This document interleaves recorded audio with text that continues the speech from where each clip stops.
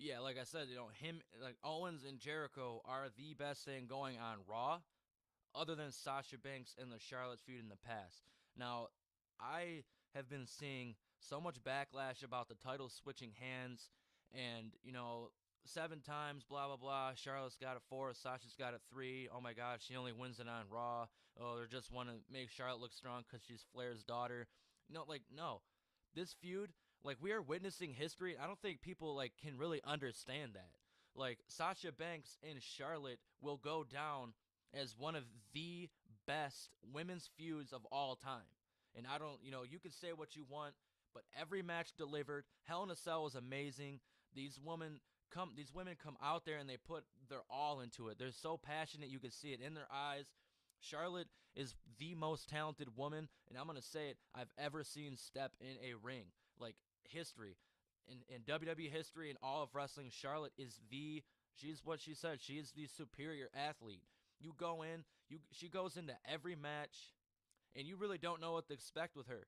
Like she brings something new to the table every time. Same with Sasha Banks. These two women are the best, and that's why that they have been focused on so much. And I know that there's other women on the roster, utilize other women, blah blah blah, but you got to look at it from like a history standpoint. And all these matches deliver. The title switches hands. Honestly, like you got to do that to make they're trying to make Charlotte into one of the best women's champions of all time. So and Sasha's won it 3 times, and all the Sasha fans are complaining that she doesn't hold it, but she's got it 3 times. I mean, she's had it 3 times, and not for very long each title run, but you'll go in the future and you'll look back and you'll be like, wow, Sasha Banks was able to take down Charlotte and actually took the title from her 3 times.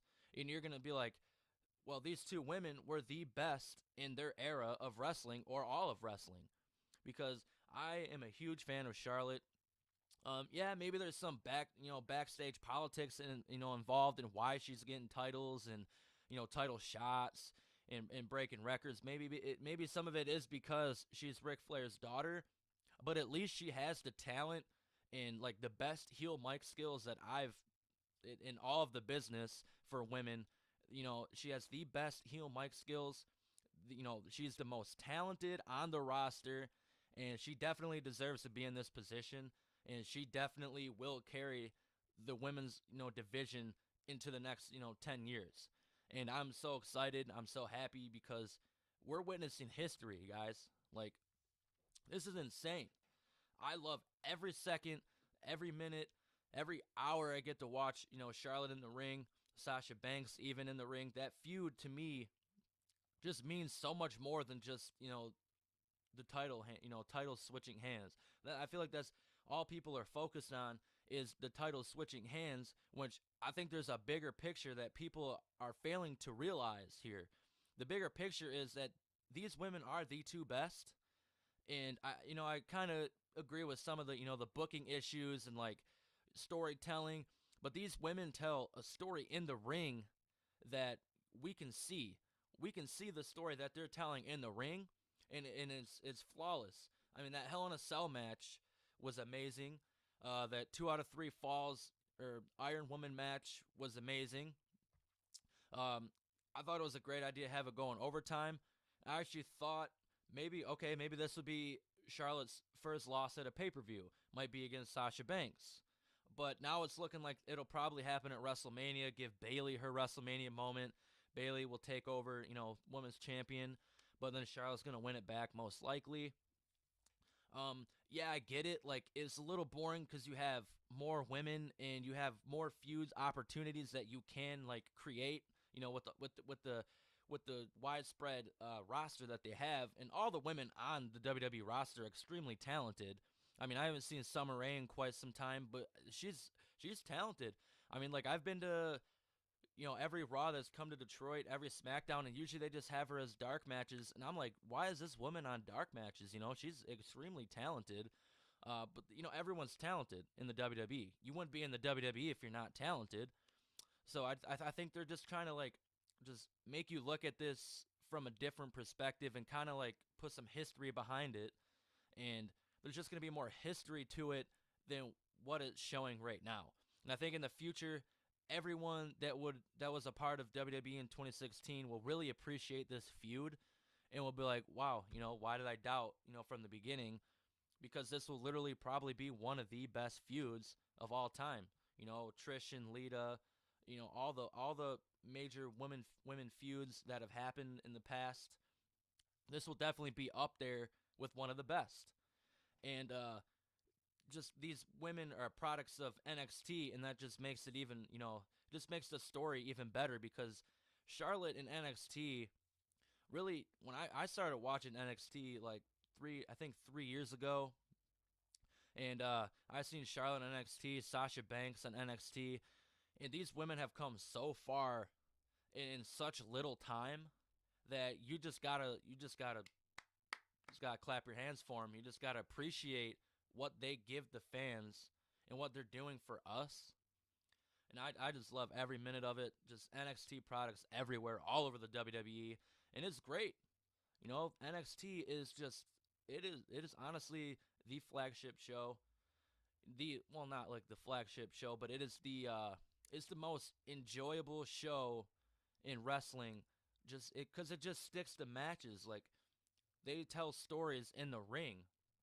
And I think a lot of people kind of focus too much on promos and like, oh, that should tell a story, but in the ring is where you should tell your story.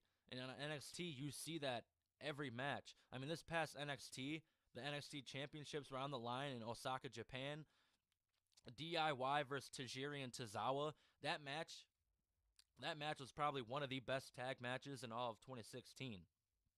I mean, you put best tag matches in a category. Obviously, you have DIY versus Revival 2 times, not just at Toronto, but the first time. American Alpha versus the Revival was insane. But I honestly think that Tajiri and Tozawa versus DIY is a top match, a top tag match in 2016, and it was that show of NXT was just a great way just to segue into 2017. You had all the titles on the line. Samoa Joe, Shinsuke Nakamura went at it. And obviously, Samoa Joe is going to come up to the main roster, most likely at the Rumble, I would assume. And once he does that, Samoa Joe is one of my favorites. I can't wait for him to come to the main roster. I'm not sure, honestly, though, if I want him to go to Raw or SmackDown, because I would like to see him go to SmackDown, because I think SmackDown, the only top heels they really have is, AJ Styles and The Miz. So I'd like some more heel work on SmackDown, but I think Samoa Joe is just a primetime player, so he needs to go to Raw, where he can just, all faces are on him, because he needs that, because this dude he is such a good heel. Then, like, I feel like if he goes to Raw, him and Zayn could have a feud. That could be his, like, debut feud. And, dude, Samoa Joe versus Zayn it would be amazing. And that would be a great way to segue Samoa Joe onto the main roster. Kind of like when they did the Royal Rumble, and I think I can't remember if it was Sami Zayn eliminated Kevin Owens, I believe, and that's what kind of like sparked that. Obviously, they have history, and that also sparked that.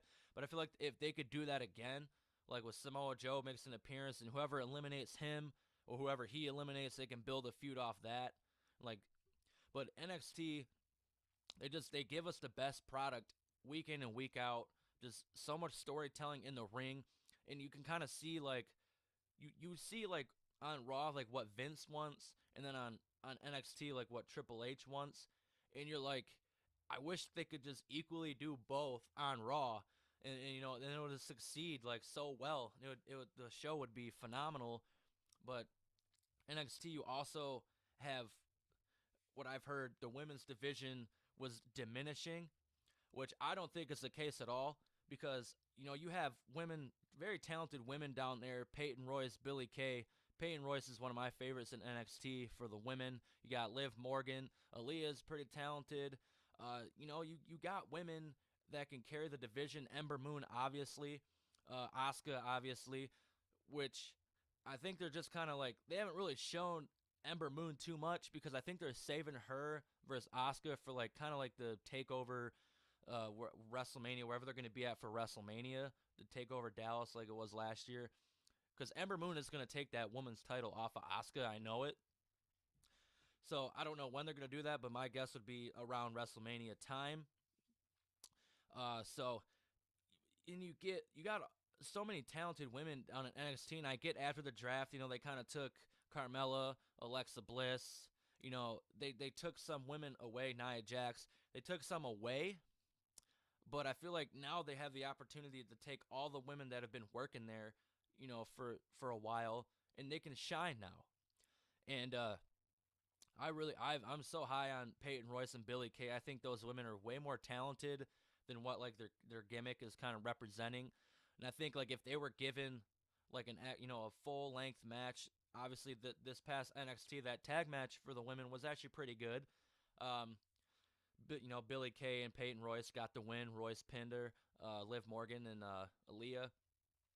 But yeah, these women, I think the women division is able to surge now because they're not just focused on Bayley and Sasha, or just Asuka. They got more women now to focus on. That'll help carry NXT into 2017, and it'll just be great. And then you see like NXT products like Neville on 205 Live, and like 205 Live is great. I love it. I was so excited when they announced that like they were gonna give the cruiserweights their own show, because like I was like, well, Raw's not really utilizing them, very well. And then you get 205 Live with all these wonderful cruiserweights, and then you got Austin Aries on commentary. Man, that guy, I love Austin Aries. He's great on commentary, great in the ring. Got his shirt somewhere hanging up over there. Him and Corey Graves on commentary. What can you want more than that? You got Mauro Ranallo. So like, and I watched 205 Live, and Neville coming out in a couple weeks ago. I was like, oh, okay, here's Neville. Like, I'm glad he's back. Okay, he's going to come down, congratulate Swan. They've had a history, yada, yada, yada. And then he turns heel. Did not see that coming whatsoever. It was awesome. Heel Neville is honestly one of the best things that WWE has right now. And they need to take that and roll with it. Because heel Neville is honestly one of the best heels I've seen in recent years. And I didn't think that he was capable of doing that.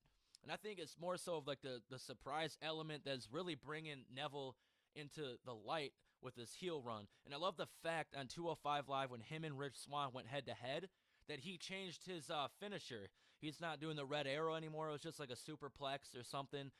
And I like that because when you see the red arrow, you're like, you think hero, like, oh my God, like that is insane. Like that's cool. But then that doesn't fit the heel gimmick. Now, another thing I would want Neville to change is his theme, but I think that the start with the finisher was a tremendous idea, and I love it. I love heel Neville. He obviously got the win over Rich Swann, and 205 Live is definitely going in just they're gonna go anywhere with that show. That show is just absolutely phenomenal. I mean, you got Jack Gallagher, who is dude. That guy is hilarious, and dude, he is gold. Like him and Arya Davari, like that feud is so entertaining. Like that dual segment, that was just so entertaining. And I think 205 Live, now that they have their own show, will be able to showcase the abilities of these cruiserweights, and they can actually build feuds. Because on Raw, they were only building feuds with like TJP, Brian Kendrick, just like involving the title. Now you see Noam Dar and Cedric Alexander feuding. You see I already said Cedric Alexander, but you see Neville and Swan now. You got Gallagher and Davari, TJ Perkins and Brian Kendrick, and I love 205 Live, and I can't wait, to see where they head from here, because I kind of hope they add more, like a tag title or something, because they got so many talented people. Like Tony Nese, honestly, on 205 Live he's one of the most talented people I've ever seen in the ring. I mean, he is so powerful. He's so agile. He can fly through the air. He can do it all. So Tony Nese and Neville kind of have a lot of things in common. They kind of remind me of like the same guy. And I just think like they have so much talent in the cruiserweight division that 205 Live is probably going to be one of the better shows in 2017. you know, and I'm just so excited to see where wrestling goes in 2017 because 2016 was a great year to be a wrestling fan. I don't care what anyone says. Wrestling is just so great. Love it. Love watching it. Love being a part of it on Twitter. Love meeting new people and everything. It's just great. Love every aspect of it. And that's all the time we have now. This is Turnbuckle Talk episode 2. Give me a follow on Twitter at Turnbuckle Talk 5, or go see me on my regular handle at Alan Taylor Radio. Just I'll give you a shout out. Give me a shout out if you'd like. And it's 2017 now, so Happy New Year, everybody. And I hope you enjoyed episode 2, and I'll see you next week for episode 3.